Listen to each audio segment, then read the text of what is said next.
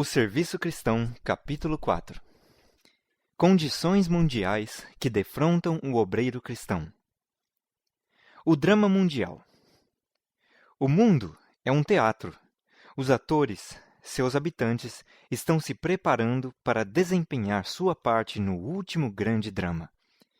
Com as grandes massas da humanidade, não há unidade, exceto quando os homens se confederam para realizar seus propósitos egoístas. Deus os contempla. Seus desígnios quanto a seus rebeldes súditos se cumprirão. O mundo não foi entregue às mãos dos homens, embora Deus permita que os elementos de confusão e desordem dominem por algum tempo. Um poder de baixo está operando a fim de promover as últimas grandes cenas do drama. Satanás, vindo como Cristo e operando com todo o engano da injustiça nos que se unem em sociedades secretas. Os que cedem à paixão de confederarem-se estão executando os planos do inimigo. À causa, seguir-se-á o efeito. O último ato do drama. Há tempo algum, esta mensagem se aplicou com maior força do que é o de hoje. Mais e mais o mundo despreza as reivindicações divinas. Os homens têm se tornado ousados na transgressão. A maldade dos habitantes do mundo já quase encheu a medida da sua iniquidade. Esta terra já está quase ao ponto em que Deus há de permitir ao destruidor operar com ela segundo sua vontade. A substituição da lei de Deus pelas dos homens, a exaltação por autoridade meramente humana do domingo, posto em lugar do sábado bíblico, é o último ato do drama. Quando essa substituição se tornar universal, Deus se revelará. Ele se erguerá em sua majestade para sacudir terrivelmente a terra. Sairá de seu lugar para punir os habitantes do mundo por sua iniquidade, e a terra descobrirá seu sangue e não mais esconderá seus mortos. A crise dos séculos. Estamos no limiar da crise dos séculos. Em rápida sucessão, os juízos de Deus se seguirão uns aos outros. Fogo, inundações e terremotos, com guerras e derramamento de sangue. Nós não devemos ser surpreendidos neste tempo por eventos a um tempo grandes e decisivos, pois o anjo de misericórdia não pode ficar muito tempo mais a proteger o impenitente. A crise aproxima-se furtivamente de nós. O sol brilha no céu, fazendo seu giro habitual, e os céus declaram ainda a glória de Deus. Os homens ainda comem e bebem, plantam e constroem, casam e dão-se em casamento.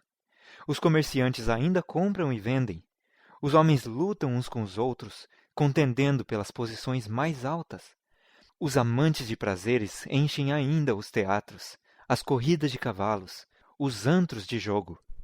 Prevalece a mais alta excitação, e, no entanto, está a terminar rapidamente a hora da graça, e todos os casos estão para ser eternamente decididos.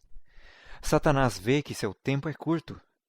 Ele pôs em ação todas as suas instrumentalidades para que os homens sejam enganados, iludidos, ocupados e embevecidos até ao dia da terminação da graça, quando a porta da misericórdia se fechará para sempre. A transgressão já atingiu quase seus limites. O mundo está cheio de confusão, e em breve apoderar-se-á das criaturas humanas um grande terror. O fim está muito próximo. Nós que conhecemos a verdade, nos devemos estar preparando para o que está prestes a arrebentar sobre o mundo numa esmagadora surpresa. Neste tempo em que prevalece a iniquidade, podemos saber que a grande e última crise está à porta. Quando o desafio da lei de Deus for quase universal, quando o seu povo for oprimido e atormentado por seus semelhantes, o Senhor intervirá. Estamos na iminência de importantes e solenes acontecimentos. Cumprem-se as profecias. Uma estranha e acidentada história está sendo registrada nos livros do céu. Tudo em nosso mundo se mostra em estado de agitação. Há guerras e rumores de guerras.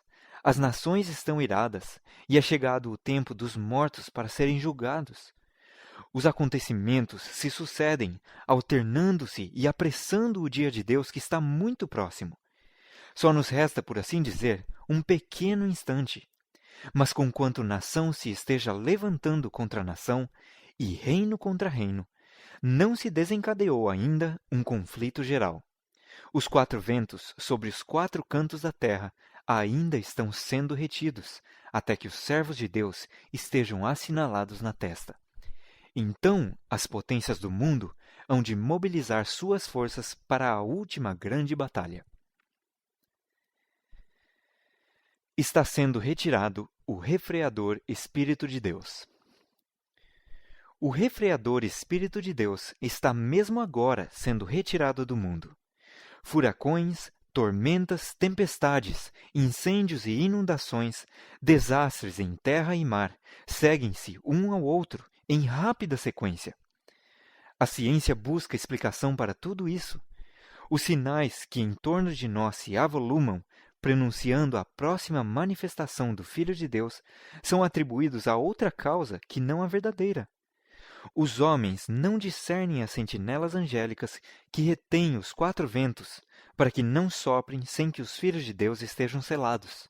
Mas quando Deus mandar que seus anjos soltem os ventos, haverá uma cena tal de luta que pena nenhuma pode descrever. Os dias em que vivemos são solenes e importantes. O Espírito de Deus está gradual, mas seguramente, sendo retirado da terra. Pragas e juízos estão já caindo sobre os desprezadores da graça de Deus. As calamidades em terra e mar, as condições sociais agitadas, os rumores de guerras, são portentosos. Prenunciam a proximidade de acontecimentos da maior importância. As forças do mal estão se arregimentando e consolidando-se. Elas se estão robustecendo para a última grande crise. Grandes mudanças estão prestes a operar-se no mundo e os acontecimentos finais serão rápidos. É chegado o tempo em que haverá no mundo tristeza que nenhum bálsamo humano pode curar. O Espírito de Deus está sendo retirado. Catástrofes por mar e por terra seguem-se umas às outras em rápida sucessão. Quão frequentemente ouvimos de terremotos e furacões, de destruição pelo fogo e inundações, com grandes perdas de vidas e propriedades.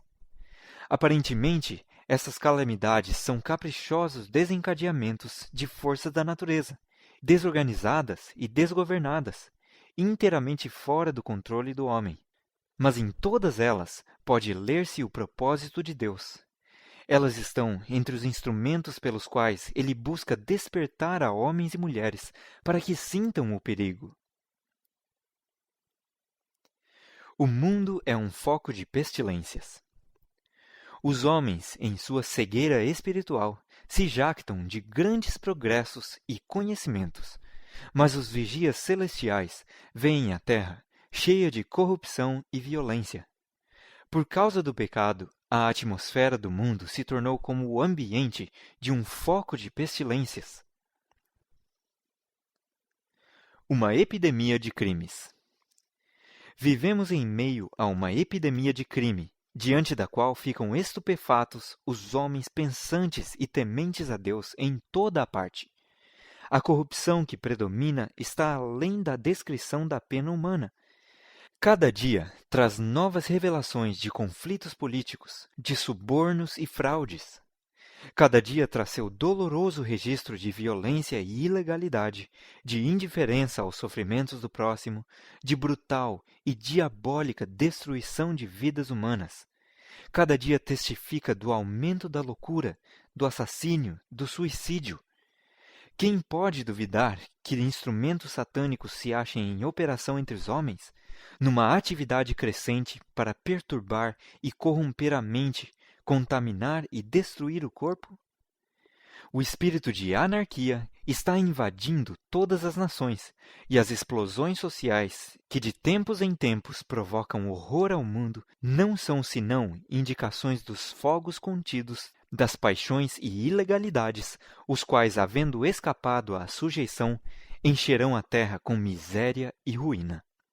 O quadro que a inspiração nos deu do mundo antediluviano representa, muito verdadeiramente, a condição a que rapidamente a sociedade moderna caminha. Mesmo agora, no século presente, e nos países que se professam cristãos, cometem-se crimes diariamente tão negros e terríveis como aqueles pelos quais os pecadores do velho mundo foram destruídos. Antes do dilúvio, Deus enviou Noé para advertir o mundo, a fim de que o povo pudesse ser levado ao arrependimento e, assim, escapar da destruição ameaçada. Ao aproximar-se o tempo do segundo aparecimento de Cristo, o Senhor envia seus servos com uma advertência ao mundo para que este se prepare para aquele grande acontecimento. Multidões têm estado a viver em transgressão à lei de Deus, e agora Ele, misericordiosamente, os chama para obedecerem aos seus sagrados preceitos. A todos os que abandonarem seus pecados pelo arrependimento para com Deus e fé em Cristo, se oferece o perdão. As condições do mundo mostram que estão iminentes tempos angustiosos. Os jornais diários estão repletos de indícios de um terrível conflito em futuro próximo. Roubos ousados são ocorrência frequente. As greves são comuns. Cometem-se por toda a parte furtos e assassínios. Homens possuídos de demônios tiram a vida a homens, mulheres e crianças. Os homens têm se enchido de vícios e campeia por toda a parte toda espécie de mal. Ação do arqui-enganador. Neste tempo, quando o fim de todas as coisas terrestres está se aproximando rapidamente, Satanás faz desesperados esforços para enredar o mundo. Está arquitetando muitos planos para ocupar as mentes e distrair a atenção das verdades essenciais à salvação. Em cada cidade, seus agentes estão ativamente organizando em partidos a todos os que se opõem à lei de Deus. O arqui-enganador está em atividade para introduzir elementos de confusão e rebelião, e os homens estão sendo possuídos de ardente zelo que não está de acordo com o entendimento. Satanás é diligente estudante da Bíblia. Sabe que seu tempo é curto e procura em todos os pontos opor-se à obra do Senhor na terra. Satanás está agora procurando manter o povo de Deus em um estado de inatividade, para os impedir de desempenhar sua parte na propagação da verdade, a fim de que sejam, afinal, pesados na balança e encontrados em falta. O mundo agitado pelo espírito de guerra. O mundo está agitado pelo espírito de guerra. A profecia do capítulo 11 de Daniel atingiu quase o seu cumprimento completo. Logo se darão as cenas de perturbação das quais falam as profecias. Foram-me mostrados os habitantes da terra na maior confusão. Guerra, derramamento de sangue, privações, necessidades, fomes e pestilências estavam por toda a parte. Minha atenção foi então desviada da cena. Parecia haver um pequeno tempo de paz. Mais uma vez, os habitantes da terra me foram apresentados, e novamente tudo se achava na maior confusão. Lutas, guerras e derramamento de sangue, juntamente com fome e pestes, imperavam por toda a parte. Outras nações se achavam empenhadas nesta luta e confusão. A guerra ocasionou a fome. A miséria e o derramamento de sangue deram lugar à pestilência. Então o coração dos homens desmaiou de terror na expectação das coisas que sobrevirão ao mundo. Lucas 21, 26. Trevas espirituais. Este é tempo de trevas espirituais nas igrejas do mundo. A ignorância das coisas divinas encobriu da vista dos homens a Deus e a verdade. As forças do mal estão ganhando força. Satanás promete aos seus coobreiros fazer um trabalho que cativará o mundo. Ao passo que a atividade da igreja é apenas parcial, Satanás e suas legiões exercem atividade intensa. As professas igrejas cristãs não estão convertendo o mundo, pois elas próprias estão corrompidas de egoísmo e orgulho e necessitadas de experimentarem em seu seio o poder regenerador de Deus, antes de poderem guiar outros a uma norma mais pura e elevada. Em nosso tempo, como na antiguidade, as verdades vitais da Palavra de Deus são substituídas por teorias e especulações humanas. Muitos professos ministros do Evangelho não aceitam toda a Bíblia como a palavra inspirada. Um sábio rejeita esta parte, outro duvida daquela. Elevam sua opinião acima da palavra, e as escrituras que eles ensinam repousam sobre a autoridade deles próprios. Sua autenticidade divina é destruída. Deste modo é semeada largamente a semente da incredulidade, porque o povo é confundido e não sabe no que crer. Há muitas crenças que a mente não tem o direito de entreter. A impiedade está alcançando um nível nunca dantes atingido. Contudo, muitos pastores estão clamando paz e segurança. 1 Timóteo 5:3. Mas os fiéis mensageiros de Deus devem prosseguir firmemente com sua obra. Revestidos com a armadura do céu, devem avançar destemida e vitoriosamente, jamais cessando de lutar, até que cada alma ao seu alcance tenha recebido a mensagem da verdade para este tempo. Há motivo para alarmar-nos com a condição do mundo religioso hoje. Tem-se tido em pouca conta a misericórdia de Deus. A multidão anula a lei de Jeová, ensinando doutrinas que são preceitos de homens. Mateus 15:9. A incredulidade prevalece em muitas das igrejas de nosso país. Não a incredulidade em seu sentido mais amplo, como franca negação da Bíblia, mas uma incredulidade vestida com o traje do cristianismo, ao mesmo tempo em que se acha a solapar a fé na Bíblia como revelação de Deus. A devoção fervorosa e a piedade vital deram lugar ao formalismo oco. Como consequência, prevalecem a apostasia e o sensualismo.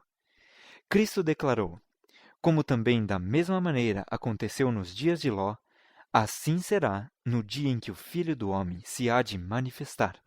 Lucas 17, 28-30. O registro diário dos acontecimentos que se passam testifica do cumprimento de suas palavras.